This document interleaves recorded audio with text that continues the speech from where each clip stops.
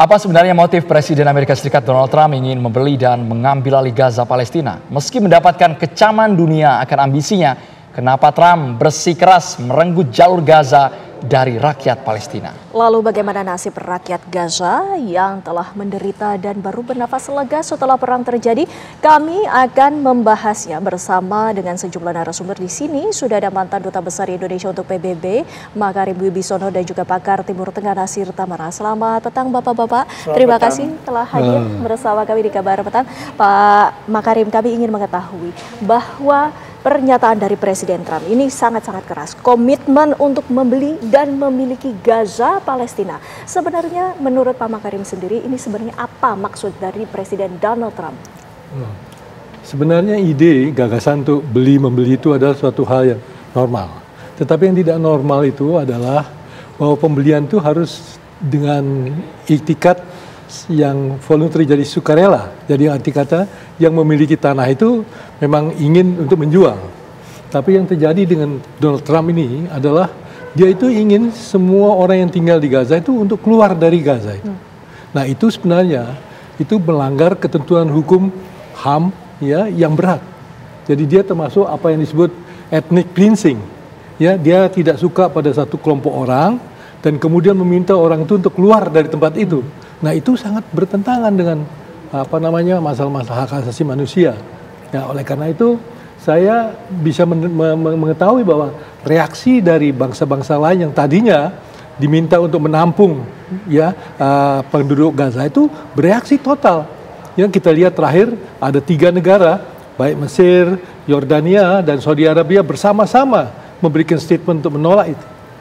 Karena itu sangat bertentangan dengan prinsip-prinsip universal yang ada, yang kita hormati sampai sekarang ini. Ini yang menggegerkan dunia, Pak. Baru juga dilantik tapi ada motif ethnic cleansing. Bukankah itu kejahatan dunia yang dikecam seluruh pihak? Kenapa Trump tetap kebablasan menyatakan hal itu?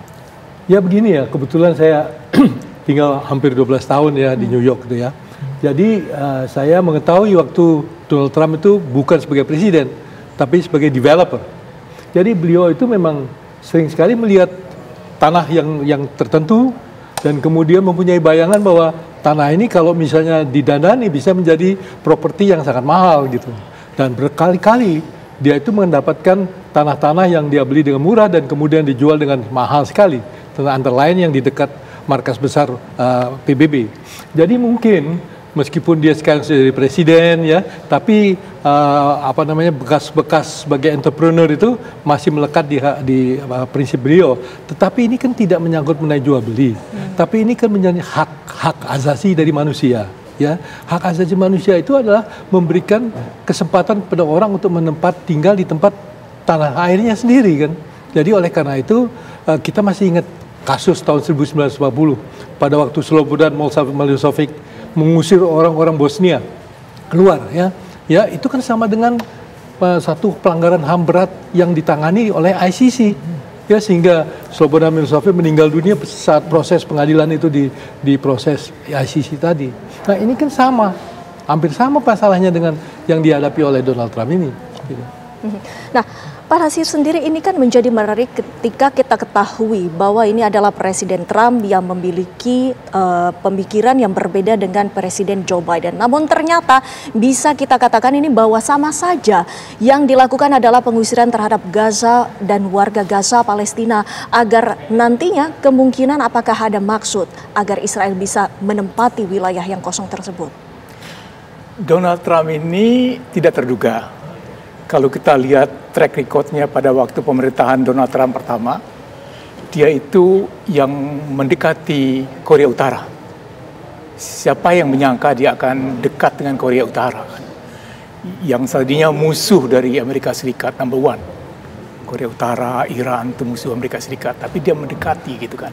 Lalu dia dekat juga dengan musuh lamanya, Amerika, namanya Putin kan. Jadi itu 2 langkah yang tidak biasa, yang mengejutkan banyak orang. Sekarang juga dia mengeluarkan sebuah jurus yang mengejutkan banyak orang. Pertanyaannya adalah, apakah orang Palestina yang sudah mengalami Nakba tahun 1948, sebuah malapetaka besar di mana sebagian besar dari penduduknya terusir dan nggak pernah kembali. Kemudian mereka yang berada di sekarang masih di Gaza dan di tepi barat itu adalah keturunan saudara-saudara dari mereka yang sudah meninggalkan karena dipaksa waktu itu. Dan kita sudah lihat dari 1948 sampai 2005 ini orang Palestina berjuang. Jadi kita lihat keteguhan hatinya mereka.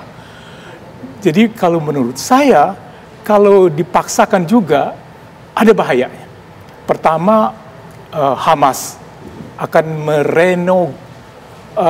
renegosiasi lagi ceasefire, cekatan senjata, karena belum ada perdamaian, baru langkah-langkah ke situ kan. Ya. Salah satu kuncinya adalah pelepasan dari para sandera, termasuk warga negara Amerika Serikat kan. Dan kalau itu terjadi, wah itu pasti perang lagi kan gitu. Yang kedua, bahwa ini yang paling berat lagi. Dua negara yang setuju berunding dengan Israel, perundingan damai, sehingga mereka tidak akan ikut campur ketika Israel perang dengan negara Arab lain, Mesir dan Jordania yang diberi bantuan miliaran dolar Amerika Serikat supaya nggak berperang gitu ya, sudah mengancam mereka akan mempertimbangkan untuk membatalkan persetujuan yang disusun di Camp David waktu itu. Kalau itu terjadi, apa yang direncanakan oleh Trump supaya damai di sana, maksudnya dia kan damai kan. Orang dagang kan selalu berpendapat bahwa perdagangan itu akan mencimpulkan perdamaian. Kenapa? Perang Dunia Kedua, kenapa Uni Eropa dibuat? Musuh Jerman lawan Prancis semua itu bersatu, karena dengan membuat sebuah pasar bersama akan ada perdamaian. Ini logika yang dipakai oleh Trump juga. Bisa jadi itu bisa di Eropa. Tapi kan kalau di Timur Tengah, kultur yang berbeda dan penderitaan orang begitu banyak dan juga geopolitik kan. Jadi bayangkan kalau terjadi ya Mesir dan Jordania membatalkan itu. Kita akan melihat apa yang direncanakan itu akan batal, gagal sama sekali. Dan kita akan melihat 4 tahun kekuasaan Trump yang sekarang ini akan penuh dengan gejolak di Timur Tengah. Dampaknya luar biasa kalau memang ingin menggerakkan niat dari Trump sehingga mengusir para pejuang Hamas, tapi nyatanya salah satu motif yang dikemukakan oleh Trump secara gamblang adalah ingin Hamas tidak lagi kembali ke Gaza Palestina. Bukankah ini akan berujung renegosiasi gencatan senjata? Implikasinya fatal bukan Pak? Betul, sangat fatal, dan belum tentu itu Hamas mau, dan belum tentu juga orang-orang yang di tepi barat ya, pemerintahan PLO di tepi barat tuh mau gitu ya. Dan belum tentu juga bagaimana reaksinya Uni Soviet, bagaimana reaksinya Tiongkok, karena sekarang udah menjadi sangat global. Kalau mereka turun, Uni Soviet dan Cina akan menjadi pahlawan di Timur Tengah untuk negara-negara Arab. Dan itu berarti seluruh negara Arab yang lain itu nanti akan dekat dengan Rusia dan Cina dalam soal energi, dalam soal ekonomi, dalam soal investasi, petanya akan berubah. Dan Iran akan kembali lagi menjadi pemain utama di situ.